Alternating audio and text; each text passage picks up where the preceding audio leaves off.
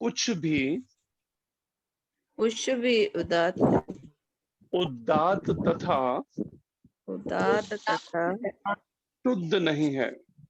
शुद्ध नहीं है। ऐसा ज्ञान ऐसा ज्ञान समस्त योग का समस्त योग का परिपक्व फल है। परिपक्व फल है।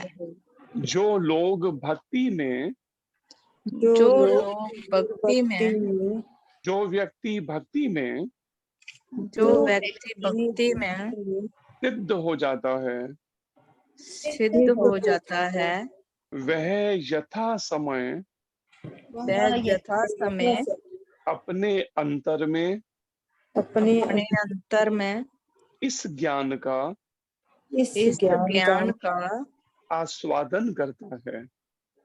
आस्वादन करता है। तात्पर्य अर्चनीय वंदनीय प्रातः स्मरणीय जगदीश्वर प्रभुपाद महाराज की जय। तात्पर्य पढ़िए आप में से कोई भक्त। जी पढ़िए सुनीता माता जी।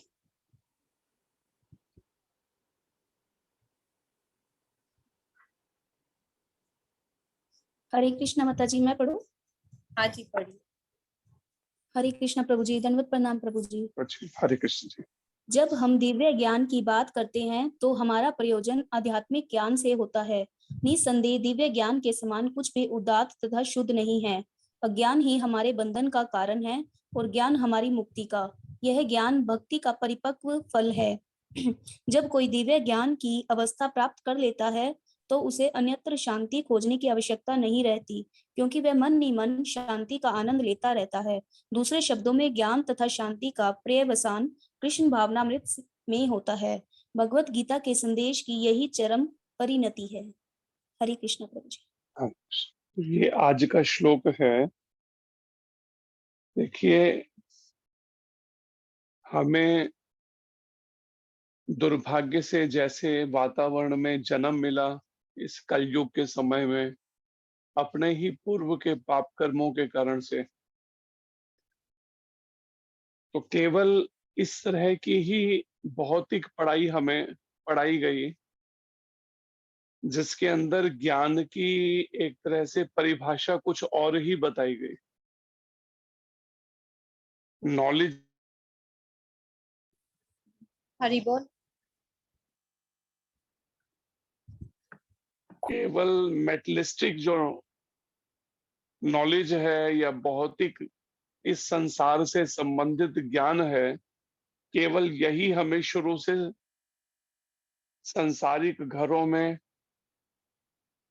फिर स्कूलों में, फिर कॉलेज के अंदर केवल यही समझाया गया कि नॉलेज का मतलब ही है ये भौतिक ज्ञान, या फिर जिसे कह सकते हैं उदर पूर्ति, पेट भरने की विद्या, या पेट भरने के लिए जो पढ़ाई है, केवल बस उसके लिए दौड़ते रहना। अगर किसी ने कोई डॉक्टर बन गया या इंजीनियर बन गया तो कहेंगे हाँ इसको नॉलेज है, या थोड़ा सा उसने भौतिक ज्ञान क्या हासिल कर लिया तो उससे नॉलेज है। जैसे यूट्यूब के अंदर भी ऐसे एक डला है, कौटिल्य करके बच्चा है एक, उसको इस संसार के अलग अलग देशों के बारे में, वहां के वो देशों की जमीन कितनी है, उनका कहाँ पढ़ते हैं, एक एक बातें, बस यही नॉलेज में उसके लिए लोग बड़े मतलब वो होके उसके प्रोग्राम कई बार टीवी पे या उस पे दिखाए जाते हैं। क्योंकि सामान्यतः लोगों ने नॉलेज का या ज्ञान का अर्थ ही यही निकाल लिया है कि भौतिक विज्ञान, जिसको बहुत ज्यादा बोलने की या भौतिक संसार की कुछ जानकारी हो गई, कहते हैं ये तो बड़ा नॉलेजेबल है, इसको तो बड़ी ज्ञान है इसको। लेकिन वास्तव में ज्ञान क्या है, भगवान कृष्ण इस भगवत गीता के माध्यम से समझा रहे हैं। क्योंकि वो सब भौतिक पढ़ाई या वो सब भौतिक ज्ञान हमें जन्म मृत्यु के चक्र से छुड़ा नहीं सकेगा। भले फिर वो बोलने में और कितना भी चतुर क्यों ना हो, बड़ा ही भौतिक रूप से विद्वान क्यों ना बन गया हो, लेकिन प्रभुपाद कहते थे एक मृत्यु के थप्पड़ के साथ वो सारा भौतिक ज्ञान उसका धरा रह जाएगा। इसलिए सबसे पहले इस बात को अपने दिमाग में हमें अच्छे से बैठाना पड़ेगा कि वास्तव में ज्ञान का मतलब है आध्यात्मिक ज्ञान, ना कि भौतिक ज्ञान। और इस आध्यात्मिक ज्ञान को हासिल करने के लिए वैसे तो वैदिक ग्रंथ हैं। आज भी हमारे पास किसी का फोन आया तो उन्होंने यही कहा कि आपके पास वेद मिल सकेंगे? तो हमने उनसे कहा कि आप ये बताइए आज कितने लोग इंटरेस्टेड हैं वेद पढ़ने में? अच्छी बात है क्योंकि वेद तो भगवान के द्वारा ही दिए गए हैं, लेकिन कितने इंटरेस्टेड हैं वेद को पढ़ने, ये कितने हैं जो वेदों को समझने के लिए उनके पास नॉलेज या उस तरह की संस्कृत के बारे में और वो सब ज्ञान हो। तो हमने फिर उन्हें बताया कि उसी वेदों का जो सार है, एसेंस है या सार, वो भगवत गीता के माध्यम से भगवान कृष्ण ने दिया है। कहते अच्छा फिर उर्दू में मिल सकेगी आपको? मैंने कहा उर्दू में मिल जाएगी गीता, वो आप ले सकते हैं। तो ये बात को समझना होगा हमें पहले कि वास्तव में मनुष्य जीवन क्या ये भौतिक ज्ञान को हासिल करने के लिए मिला है, या डॉक्टरी या इंजीनियरिंग की डिग्री हासिल करने के लिए मिला है, या प्राइम मिनिस्टर या प्रेसिडेंट बनने के लिए मिला है, या फिर जन्म मृत्यु बुढ़ापा और बीमारी के चक्र से छूटने के लिए मिला है? पहले तो जिनको इस विषय पे अगर कुछ नॉलेज है ही नहीं, ज्ञान ही नहीं है आत्मा और परमात्मा से संबंधित, उन लोगों को तो पहले ये बात समझ ही नहीं आएगी कि मनुष्य जीवन जो है वो किस लिए मिला है। वो केवल यही, सामान्यतः कई आते हैं यंगस्टर्स, युवा बच्चे आते हैं तो उनसे पूछते हैं कई बार कि जीवन क्यों मिला है, तो उनका सामान्यतः उत्तर होता है कि बस पारिवारिक जीवन जीने, कुछ अच्छा करने के लिए, अच्छे कार्य करने के लिए। सामान्यतः उत्तर होता है अच्छे कार्य करने के लिए। लेकिन अच्छे कार्य की डेफिनेशन, परिभाषा क्या है जब पूछी जाए तो हर एक की अपनी अपनी परिभाषा एक निकलती है अच्छे कार्य की। लेकिन भगवत गीता के माध्यम से अगर हम समझें इस बात को, तो वास्तव में सबसे अच्छा कार्य क्या है? सबसे अच्छा कार्य है जन्म मृत्यु बुढ़ापा और बीमारी के चक्र से हमेशा के लिए छुटकारा पाकर भगवान की नित्य सेवा में पहुंच जाना, भगवान श्री कृष्ण की नित्य सेवा में पहुंचना। क्योंकि इस संसार में जो हमें जन्म मिला है, येन केन प्रकारेण, किसी भी कारण से, ये हमारा वास्तविक जीवन नहीं है। ये पहले दिमाग में बैठाइए। अगर ये वास्तविक जीवन होता तो हम यहाँ पर हमेशा परमानेंट रह सकते। हमें कोई भी फिर यहाँ से निकालता नहीं। कुछ समय के बाद 100 साल भी जब हम यहाँ नहीं रह पा रहे हैं, लेकिन हर व्यक्ति जीना क्यों चाहता है? आप बताइए कोई ऐसा मिला हो जो चाहता हो कि हाँ मैं मरना चाहता हूँ? सभी जीना चाहते हैं। क्यों जीना चाहते हैं? उनके मन में ऐसी इच्छा क्यों है? क्योंकि वास्तव में कहीं ना कहीं उनके आत्मा में वो समझ या वो ज्ञान है कि हाँ मेरा ये जीवन वास्तविक नहीं है, मेरा जीवन तो है शाश्वत जीवन जो आत्मा का है। जिसको भगवत गीता के दूसरे अध्याय में भगवान कृष्ण अर्जुन को बता रहे हैं कि अर्जुन, पहले भी हम थे, तुम भी थे, और ये राजा लोग भी थे, और आगे भी हम भी रहेंगे, ये तुम भी रहोगे, राजा, ये राजा लोग भी रहेंगे जो इस समय कुरुक्षेत्र की युद्ध भूमि में है। लेकिन ये शरीर पहले भी नहीं थे, आगे भी नहीं रहेंगे, केवल थोड़े समय के लिए मिले, लेकिन आत्मा पहले भी थी और आगे भी रहेंगी ये सब आत्माएं। तो ये बताओ कि तुम दुख किसके लिए कर रहे हो? अर्जुन जब रथ के पिछले भाग पर बैठ गया अर्जुन, और कहता है कि मैं युद्ध नहीं करूंगा, और आंखों से आंसू गिर रहे हैं कि ये मेरे परिवार के लोग हैं, इनको मारकर अगर राज्य मिल भी गया तो क्या लाभ है उस राज्य का। तो भगवान वहां समझा रहे हैं कि अर्जुन यहाँ पर तो अपने रिश्तेदारों से पहचान करने के लिए इसलिए नहीं आया कि कौन मेरा परिवार के रिश्तेदार हैं और कौन मेरे पराये हैं। यहाँ पर तेरे को लाया गया है केवल धर्म युद्ध करने के लिए हम लोग हैं यहाँ पर। हमें तो केवल धर्म को स्थापित करने के लिए युद्ध करना है, इसलिए अपने सारे भौतिक स्वार्थों को एक तरफ कर दें। ठीक इस बात को से समझना चाहिए हमें कि हमें भी मनुष्य जीवन, चाहे हम पारिवारिक जीवन में जो हैं या कोई पारिवारिक जीवन में या सामाजिक जीवन में या जिस भी परिस्थितियों में रह रहे हैं, हमें भी धर्म युद्ध कह सकते हैं या धर्म के अनुसार जीवन में धर्म को मुख्य रखते हुए कर्म करने की परिभाषा सीखनी चाहिए। ये नहीं कि हाँ ठीक है, हम तो परिवार में घर गृहस्थी में रह रहे हैं, इसलिए हमारे लिए ये नहीं है, ये तो साधु संतों के लिए ये अलग ही है, ये केवल उनके लिए, ऋषि मुनियों के लिए। सामान्यतः लोग अपने सांसारिक जीवन के अंदर बात बात पर झूठ बोलने के आदी बने हुए हैं। हमारे पास एक बिजनेसमैन आते हैं, उनको बात बात पे झूठ बोलने की जो आदत है, जब उनको हम समझाते नहीं बिजनेस में तो झूठ बोलना पड़ता है ना। जैसे अर्जुन की कर्म भूमि कुरुक्षेत्र है, ऐसे ही हम सब लोगों की भी कर्म भूमि अलग अलग है। कोई घर गृहस्थ में रहते हुए, बिजनेस में रहते हुए, कोई जॉब में रहते हुए, कोई किसी परिस्थितियों में अपनी अपनी कर्म भूमि में। और अगर हम धर्म को छोड़कर जीवन से अलग करके अगर फिर हम कर्म कर रहे हैं, समझो निश्चित रूप से बंधन होगा, एक एक झूठ का हिसाब होगा जो हम बोल रहे हैं। चाहे हम वो पैसा कमाने के नाम से बोल रहे हैं, परिवार चलाना है, पैसा कमाना है उसके लिए, इसका अर्थ ये नहीं है कि हम झूठ बोलकर ही कार्य करें। आम लोगों की आदत होती है, अब जाएंगे ना कहीं पे किसी दुकान पे कुछ खरीदने जाएं और कहें कि इसको थोड़ा पैसे कम कर लीजिए, लेकिन नहीं मैं तो केवल 2 रुपए कमा रहा हूं, मैं तो केवल ऐसे झूठ बोलेंगे 2 रुपए, जैसे 2 रुपए के लिए तुम सुबह से लेकर रात तक वहां दुकान पे बैठे हुए।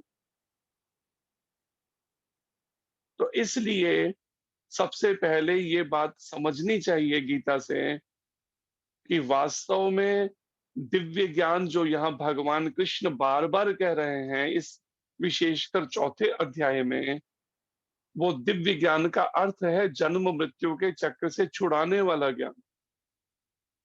कष्ट भी हम भोग रहे हैं इस सांसारिक जीवन के अंदर, उसके बाद भी इस बात को मन सोचने को समझने को तैयार नहीं है कि इन कष्टों से परमानेंट छुटकारा जो है वो कैसे हो सकेगा। अगर भगवान कृष्ण कह रहे हैं कि इस भगवत गीता के ज्ञान से तुम जन्म मृत्यु के चक्र से हमेशा के लिए छूट जाओगे, कम से कम हम उसे सीरियसली गंभीरता से लेके हम जीवन में व्यवहारिक रूप दें, समझें। तो ये अवसर है हमारे पास में, चाहे हम इसका लाभ उठाएं, चाहे ये अवसर खो दें, ये हमारी इच्छा है।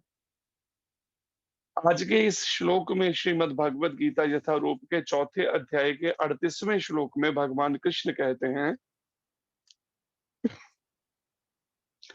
इस संसार में दिव्य ज्ञान के समान कुछ भी उदात्त तथा शुद्ध नहीं है। उदात्त कह सकते हैं एक तरह से जो विस्तृत, मतलब फैला हुआ, या विराट जैसे कहते हैं। तो ऐसा विस्तृत और शुद्ध जो है कोई भी दूसरा ज्ञान नहीं है, भगवान कृष्ण कह रहे हैं इस संसार दिव्य ज्ञान के समान। ऐसा ज्ञान समस्त योग का परिपक्व फल है। सामान्यतः जिनको ये है ना कि हाँ योगा करना है हमें, योगा, और योगा का भले उन्होंने अर्थ खाली आज के सामान्यतः अगर देखें तो योग का अर्थ केवल शारीरिक व्यायाम निकाल रखा है, खासकर जैसे रामदेव और इनका सिखाए शारीरिक वर्ग, या फिर योगा का अर्थ प्राणायाम करना या इस तरह से ही संबंधित। लेकिन वास्तव में भगवत गीता के अनुसार योग शब्द का अर्थ क्या है? ये दिव्य ज्ञान जो है, इस ज्ञान में स्थित होना। और सारे तरह के जितने भी योग हैं, तपस्याएं हैं, उनका पका हुआ फल है ये दिव्य ज्ञान, भगवत गीता के में जो भगवान कृष्ण बता रहे हैं। क्योंकि जीवन का लक्ष्य योग नहीं है, योग एक साधन है किससे जोड़ने के लिए, उस ईश्वर से, उन भगवान से जोड़ने के लिए, या उस भगवत ज्ञान में हम स्थित हो सके, या आत्मा और परमात्मा सबसे संबंधित जो ज्ञान है इसको हम हृदयंगम धारण कर सके, हृदय में भगवान से अपना संबंध स्थापित करने का जो उसे योग कहा गया है वास्तव में। चाहे फिर वो तपस्या के द्वारा कोई प्रयास कर रहा है, चाहे वो जप के द्वारा, तप के द्वारा, या किसी भी अन्य तरीकों से। भगवान कृष्ण कहते हैं जो व्यक्ति भक्ति में सिद्ध हो जाता है वह यथा समय अपने अंतर में इस ज्ञान का आस्वादन करता है, अर्थात इस ज्ञान को हृदय में धारण करने के लिए या वास्तव में इस ज्ञान को समझने के लिए हमें भक्ति में सिद्ध होना पड़ेगा, जिसको गुरु महाराज कहते हैं आसान भाषा में कि थोड़ी थोड़ी भक्ति करने से भगवान में ही नहीं मिलने वाले, भगवान तो मिलेंगे पूर्ण भक्ति करने से। और यही बात भगवान कृष्ण भी यहाँ पर कह रहे हैं अर्जुन को कि जो व्यक्ति भक्ति में सिद्ध हो जाए, जो भक्ति पूर्ण कर ले, वो यथा समय, ये नहीं कि शुरुआत में ही, बिल्कुल एक उचित समय आएगा उसमें भक्ति में सिद्ध अवस्था जब होगी, तो जब वो अपने अंतर में, अपने हृदय के अंदर इस ज्ञान का आस्वादन कर सकेगा। प्रभुपाद जी कहते हैं तात्पर्य में समझाते हुए, जब हम दिव्य ज्ञान की बात करते हैं तो हमारा प्रयोजन आध्यात्मिक ज्ञान से होता है। वास्तव में जितनी बार भी गीता में ज्ञान शब्द कहा जा रहा है या दिव्य ज्ञान कहा जा रहा है, इसका मतलब ही है आध्यात्मिक ज्ञान। उसे कोई भौतिक ज्ञान ना समझ लें। जैसे कई बार आप देखें कुछ ऐसे भी हैं जो भगवत गीता पर कई तरह के लेक्चर्स करते हैं, लेकिन उन लेक्चर में अर्थ क्या निकालते हैं, उसको बिजनेस से संबंधित कर लेते हैं। जैसे एक आते हैं डॉक्टर बिंद्रा करके भी, वो प्रभुपाद जी से, हमारी संस्था से जुड़े हुए हैं, प्रभुपाद जी के बारे में, भगवत गीता के बारे में प्रभुपाद जी की बहुत अच्छा एक्सप्लेनेशन करते हैं वो।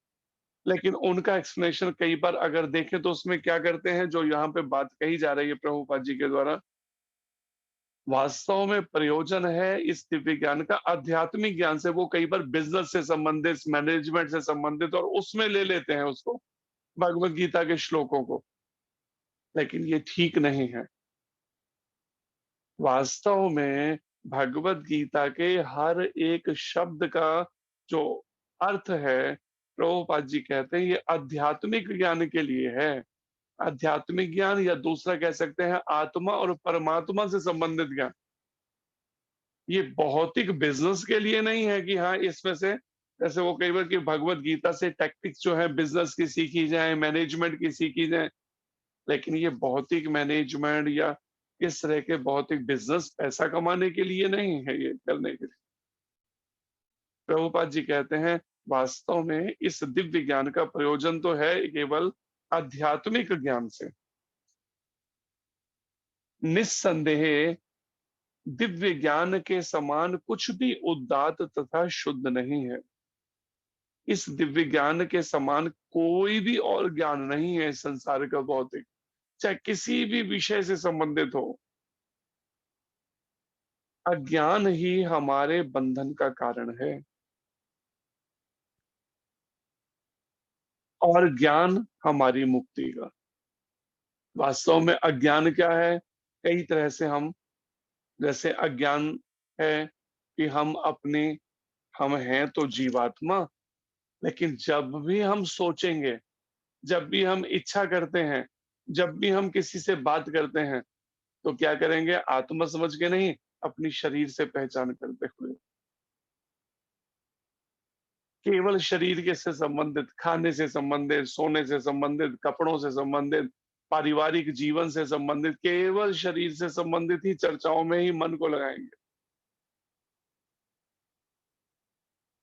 तो यहाँ पर इसलिए प्रभुपाद जी कहते हैं, वास्तव में शरीर से संबंधित या इस जड़ जगत से संबंधित जो भी चर्चा है, वास्तव में वो बंधन का कारण है। और जो ज्ञान यहाँ पे भगवत गीता में वर्णित है, आत्मा और परमात्मा से संबंधित ज्ञान, जन्म मृत्यु से छुड़ाने वाला ज्ञान, ये मुक्ति से संबंधित। यह ज्ञान भक्ति का परिपक्व फल है। जब कोई दिव्य ज्ञान की अवस्था प्राप्त कर लेता है, तो उसे अन्यत्र शांति खोजने की आवश्यकता नहीं रहती। अगर कोई इस दिव्य ज्ञान में स्थित हो जाए मतलब अपने मन को इस तरह का अभ्यास करा ले कि भले ऊपर से वो कुछ भी व्यवहार कर रहा हो सांसारिक जीवन में रहता हुआ, लेकिन अंदर से उसका चिंतन डाइवर्ट नहीं होगा। हाँ, शरीर के स्तर पर नहीं जाएगा। लेकिन हमारा क्या होता है कि जो व्यवहार करने लगेंगे बस मन भी वही सोचना शुरू कर देगा। इसने ऐसा किया, इसने वैसा किया, इसने वो किया, इसने वो, बस यही सोचते सोचते परिणाम पता चलता है उसी, फिर वही देहात्म बुद्धि की उन्हीं में खो जाता है मन, मैं और मेरे में।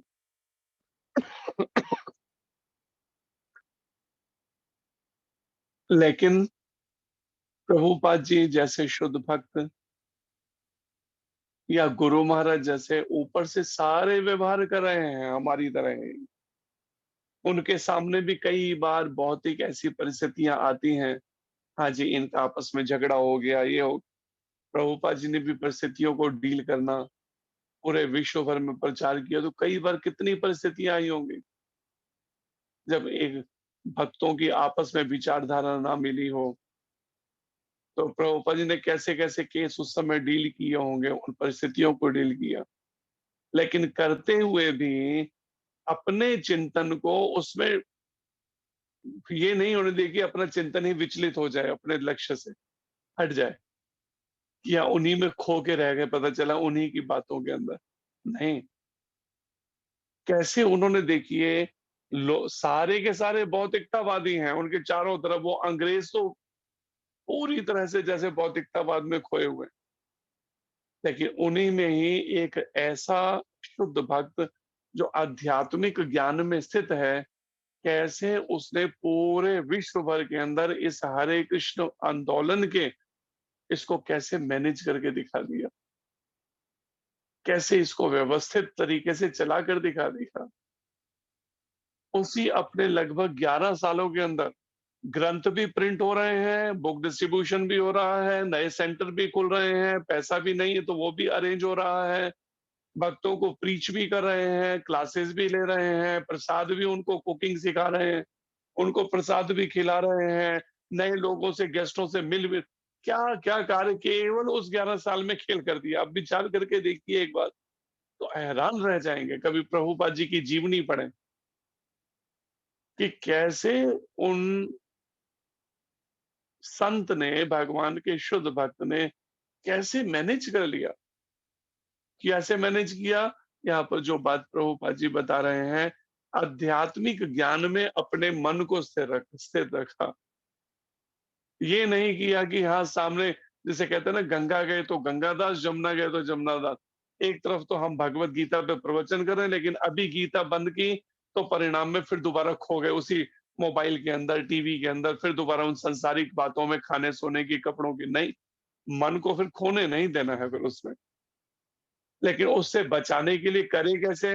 मन तो बार बार भागता है। इसलिए चैतन्य महाप्रभु कहते हैं, कीर्तनीय सदा हरि, निरंतर नाम जप के बार बार इस बात पे ध्यान रखना है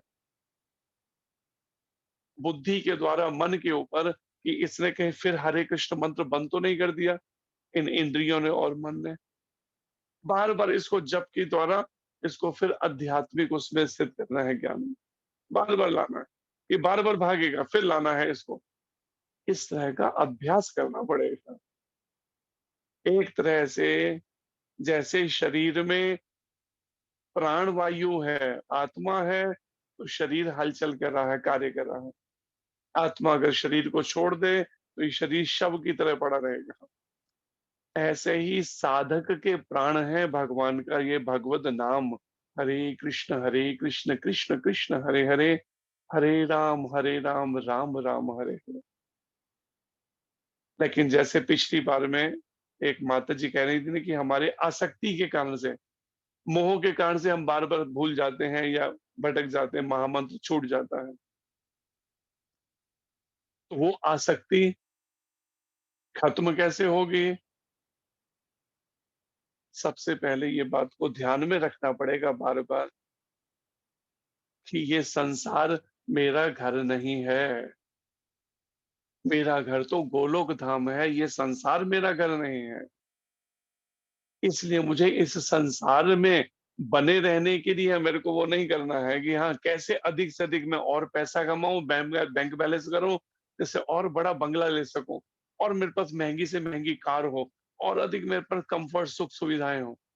जब हम इस तरह की भौतिक दौड़ में दौड़ते हैं ना, तो परिणाम में उस समय भूल जाते हैं ये बात को कि जो संसार मेरा घर नहीं है, मैं उसमें, जैसे गुरु महाराज कहते हैं कि हम गलती क्या कर रहे हैं, इस टेम्परेरी स्टेज में हम अपना परमानेंट बने रहना चाहते हैं।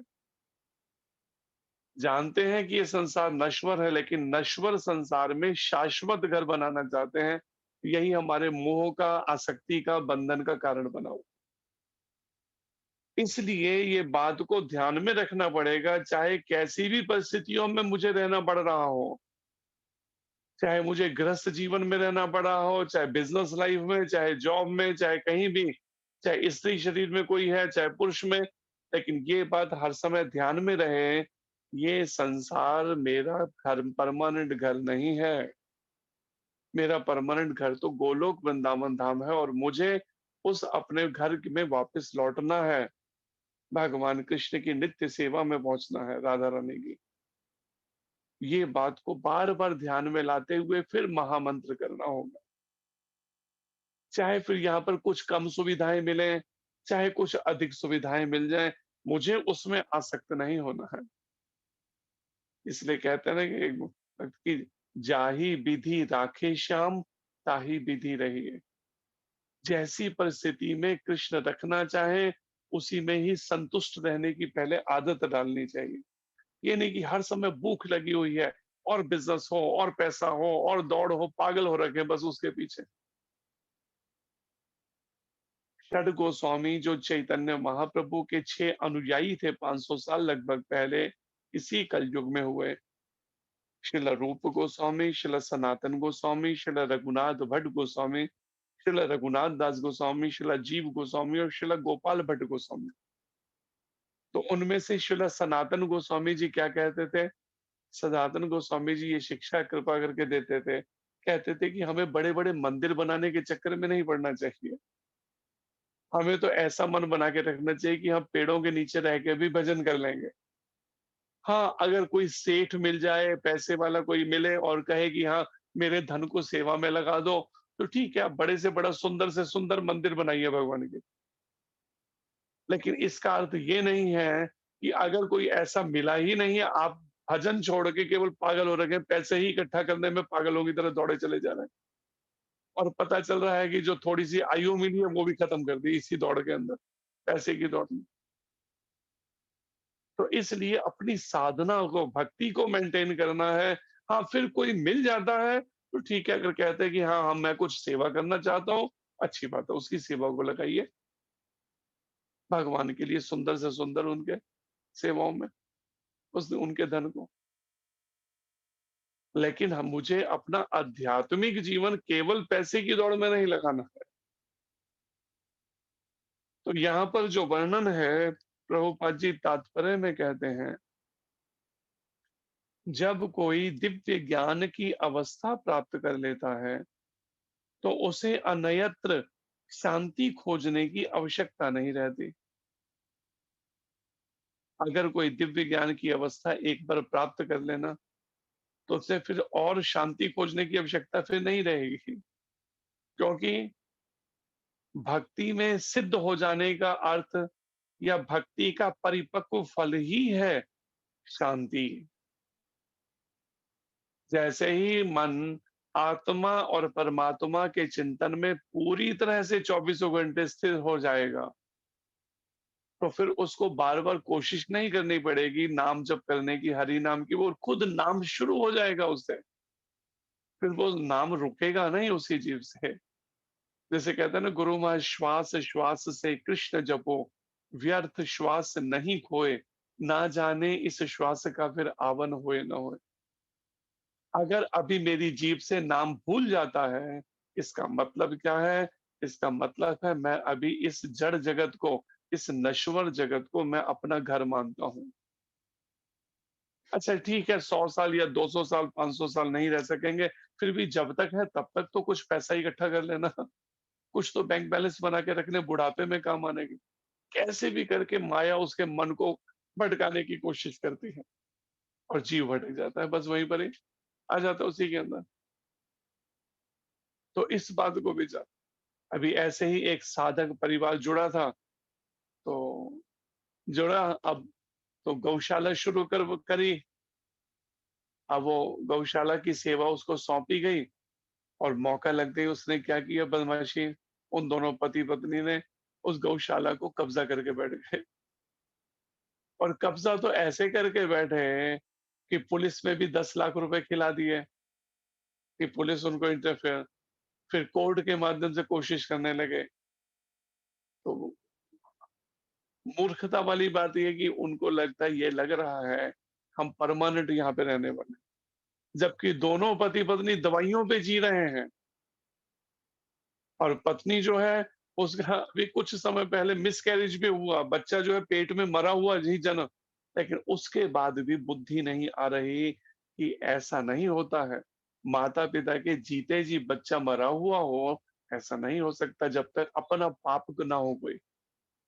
और पिछले पाप का तो प्रायश्चित हो किया नहीं, गुरु से मार्गदर्शन लेके, बल्कि एक और जगह ने पाप खड़ा कर दिया कि भगवान के लिए जो सेवा में कोई जगह दी गई, उस सेवा उसके ऊपर कब्जा करके बैठ गए गलत तरीके से। तो किस तरह से माया जीव को भटकाती है और जीव उस झांसे में आ जाता है।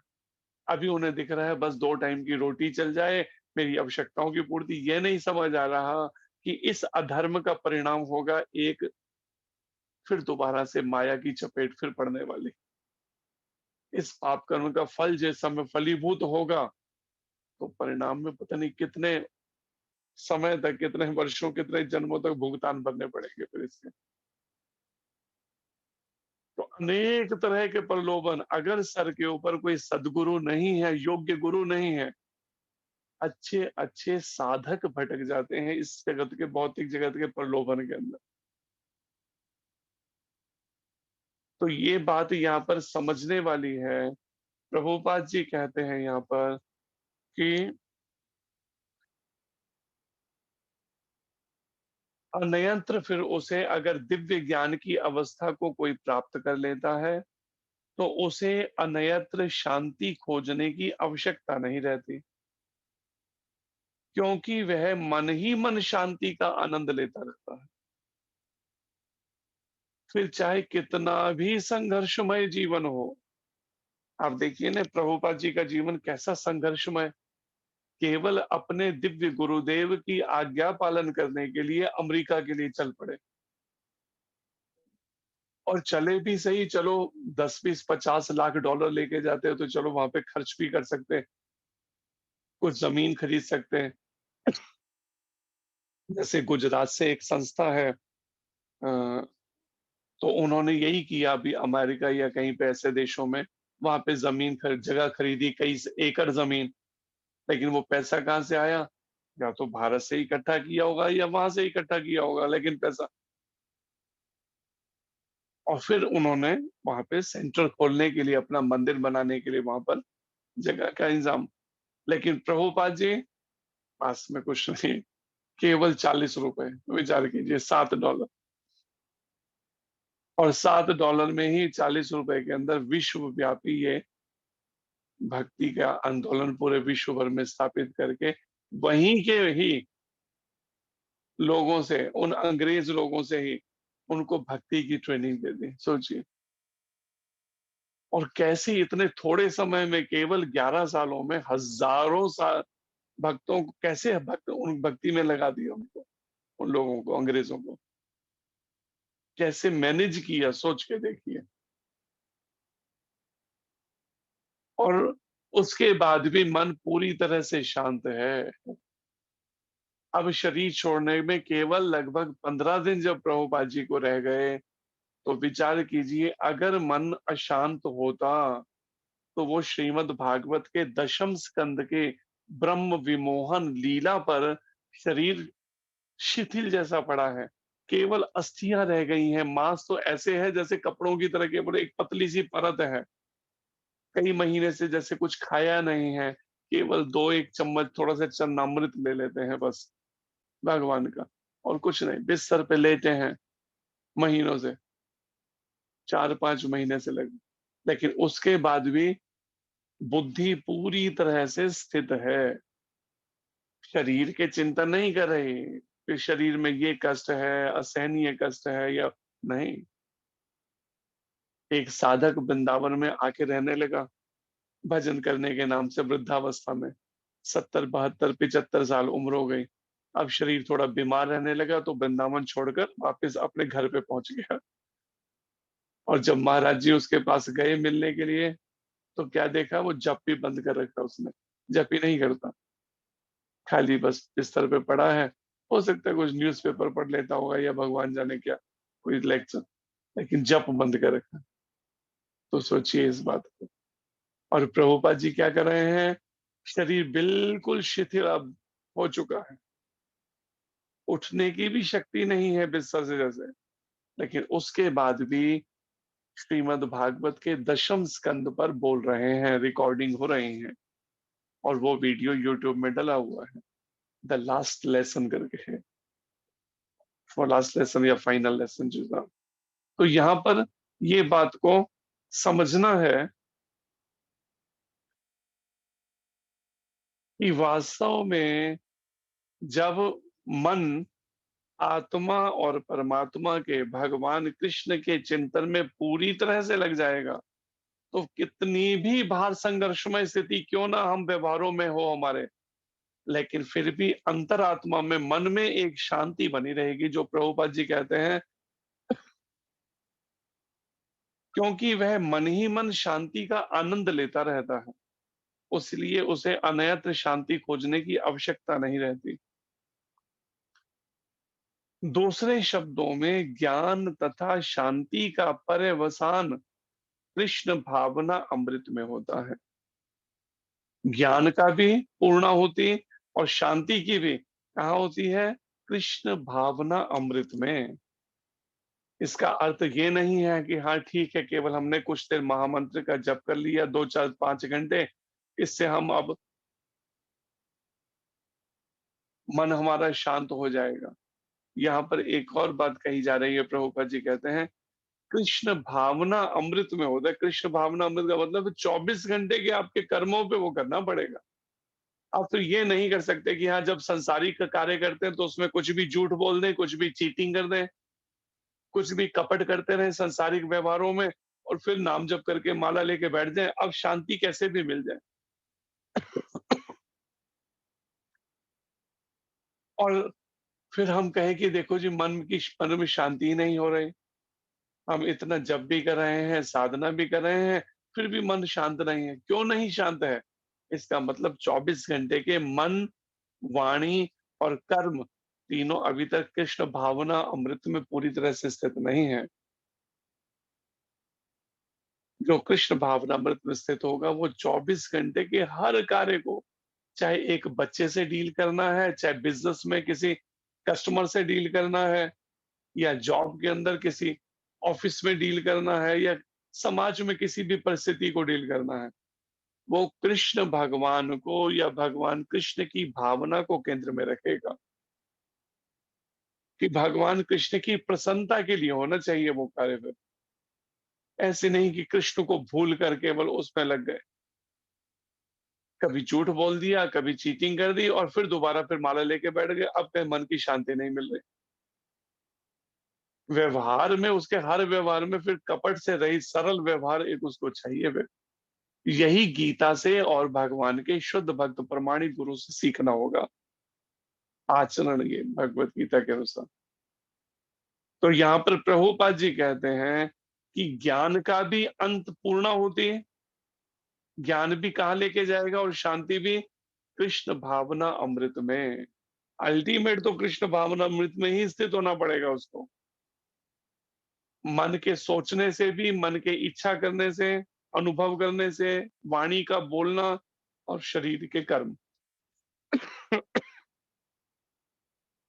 ये सभी कृष्ण भावना अमृत में हो चौबीसों घंटे, तब आप कह सकते हैं कि हाँ, भक्ति की परिपक्व अवस्था या भक्ति की सिद्ध अवस्था प्राप्त तब हो पाएगी। उसमें ये नहीं हो सकता कि 2 घंटे, 4 घंटे, 6 घंटे तो कर लिया, लेकिन फिर जब संसारिक कोई और है, फिर वहां पे कपट करना शुरू कर दिया, फिर वहां चला गया, या उनको कृष्ण से अलग मानकर फिर व्यवहार शुरू कर। लेकिन व्यवहार कैसा, गीता से समझकर सीखना है हमें, यही बात को। भगवत गीता के संदेश की यह चरम परिणति है। प्रभुपाद जी कहते हैं पूरी गीता को भले भगवान कृष्ण ने सुनाया अर्जुन को और प्रभुपाद जी भी समझा रहे हैं, लेकिन परिणति जो फाइनल वो भगवत गीता का संदेश की क्या है, ये कृष्ण भावना अमृत में स्थित होना। और उसके लिए अभ्यास करना होगा हमें इस बात को अपने पूरे दिनचर्या के, जब तक थोड़ी भी कमी छोड़ेंगे ना। अच्छा ऐसा करते हैं, थोड़ी देर के लिए न्यूज देख लेते हैं संसारिक। अच्छा थोड़ी देर के लिए कुछ भी अगर कृष्ण से अलग हटकर करेंगे, समझो वो आपको फिर दोबारा से भक्ति में सिद्ध नहीं होने देगा, या मन की शांति प्राप्त नहीं करने देगा, या उसी समय फिर ज्ञान भूल जाएगा। जैसे ही आप शारीरिक व्यवहारों में या उन सब में खोएंगे, अगर भगवान के शुद्ध भक्त की तरह अगर आपको, आपके मन को प्रैक्टिस नहीं है, अगर हमारे मन को प्रैक्टिस नहीं है, अगर कि कैसे भी मन को अंदर से इस बात में स्थित रखना कि वास्तव में भगवान कृष्ण से ही मेरा शाश्वत संबंध है और मुझे उनकी सेवा में लौटना है।